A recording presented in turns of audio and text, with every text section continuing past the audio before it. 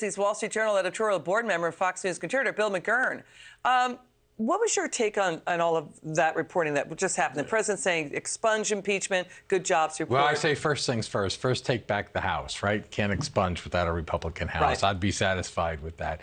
Look, I don't know what rules she broke. She obviously broke some House rules, I think, at the quorum. Not everything that's rude or boorish is against the law. I think the president, I think the best interest of the president is to move on and to do what really drives the Democrats crazy. Talk about his achievement and his agenda. If you remember, that's the backdrop. Mrs. Pelosi sitting behind him making faces and stuff, it just drove her crazy. I don't think it really drives her crazy when he says she ought to be, she ought to be prosecuted. All right, let's show what the president said about expunging, impeachment from the record. Watch this. I think there's a lot of evil on that side. They've gone crazy. They've gone totally crazy. Should they expunge the impeachment in the House? They should, because it was a hoax. It was a total political hoax. I thought it was a terrible thing when she ripped up the speech. First of all, it's an official document. You're not allowed. It's illegal what she did. She broke the law. Okay, I want to move on because we got your reaction to that already, right? You have more to say? Are you good? No. Okay, you're good, right? Good. Okay, you're good. Okay, look at this. The New York Times, Paul Krugman, he's against Trump. He wrote a column. Yes, indeed, it's a strong economy. Remember, he famously predicted a global recession right after the president's victory in 2016. Now let's move on to James Carville, Clinton Democrat strategist. Just yesterday or today gave an epic smackdown to Hillary Clinton's deplorable approach, Bill, saying to Democrats, stop with the smug talk. We can't win by looking down at people. Stop coming off as patronizing elitists, that you're smarter than everyone and culturally arrogant. He says we're losing our damn minds. Right. No, I think he's absolutely right. I don't think there's a chance in heck that anyone's going to listen to him in that party. But I think he's absolutely right. Look at the State of the Union. We saw that. I don't understand why congressmen never understand that the etiquette for the State of the Union is if I invited you to my daughter's high school graduation, you don't really know her, you know me, you don't know a single other kid.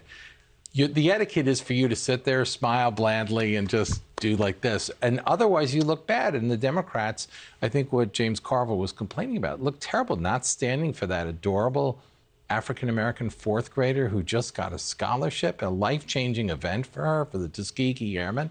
I think he's right. You know, the New York Times also ran a headline that the GOP is now the party of the left behind. It's all this confluence of events coming together. It's wild that this is all coming together now. Well, you know what I mean? Look, could this be the week that the president won re-election? Well, he definitely, I don't know what no, I think that's going to be a hard-fought slog. But this is a heck of a turnaround. This is a 180 right now.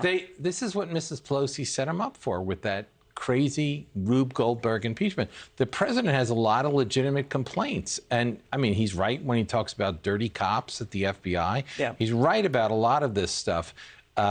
But I think he should just go ahead and do what drives him the most crazy, which is succeed. Look at this. 31 House Democrats we know are up for re-election after impeachment failed and districts Trump won. His approval rating at a personal high, according to the Gallup poll, 49%. Right. Among independents, it's up 2. Also, 2/3 approve his handling of the economy. So this is all coming together. And the president tweeting on Iowa, quote, I think they should blame Russia. If they can't count properly, how are they going to run U.S. health care? He also said you could be George Washington. You would have won a war, and the Democrats would say, get him out of there. Right. Look, the president's constantly criticized. There's some language that he uses that he used it at the press conference that I wouldn't use. Yeah, you just said the word heck then hell. As a president, right. So I wouldn't do that. But I think people tend to forget that some of that is why he's popular with people, in the sense that people say Donald Trump will fight when other Republicans are too polite and are gentlemen, and they think we pay a price for being gentlemen. So part of his appeal is to do that, is to give it back to his enemies.